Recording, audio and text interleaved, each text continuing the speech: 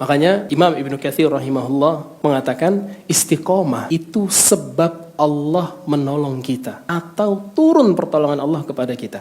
Jadi kalau ibu-ibu misalkan dalam keadaan sulit dan sebagainya, maka kalau mau Allah tolong, istiqomah dalam ketaatan udah. Niscaya Allah tolong, pasti, tenang aja. Memang ada rentan waktu di mana nggak langsung Allah tolong. Ya ada momennya dulu, biarin dulu nih. Biarin, kemudian nanti kalau momennya pas baru Allah tolong. Dan saya yakin ibu-ibu sekalian sudah merasakan selama ibu-ibu hidup sekalian, benar? Kesulitan, gundah gulana, pusing, kok susah, ribet dan sebagainya. Tiba-tiba Allah kasih pertolongan. Dan kita nggak pernah nyangka ternyata pertolongan Allah datang dengan cara seperti ini. Sering ngerasain? Sering. Bahkan Nabi kita SAW juga merasakan hal yang demikian. Allah Azza wa Jalla menceritakan, Am hasibtum an tadkhulul jannah walamma ya'tikum mathalul ladzina khalu min qablikum. Apakah kalian mengira wahai manusia, kalian bakal masuk surga, tapi belum menimpa kalian apa yang menimpa orang-orang sebelum kalian? Masathumul ba'sa wad-dharra. Mereka ditimpa kesulitan dan digoncang. Hatta yaqular rasul walladzina amanu ma'ahu mata nasrullah. Sampai Rasul dan pengikutnya itu ngomong, kapan pertolongan Allah datang ini? Kapan? Kata Allah Azza wa Jalla, ketahui, pertolongan Allah dekat nih.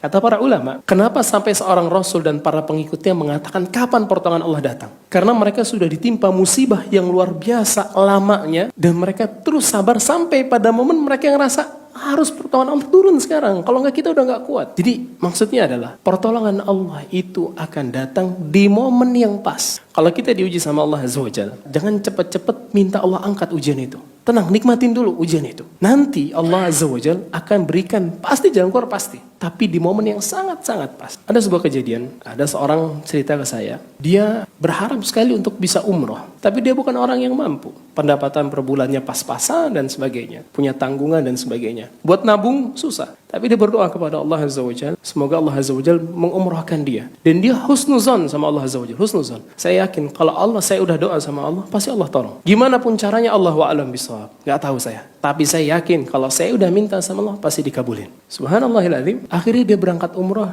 dengan diberangkatin orang. Ini orang gak punya uang, Bu. Gak punya uang. Gak mampu. Kalau suruh umroh gak mampu.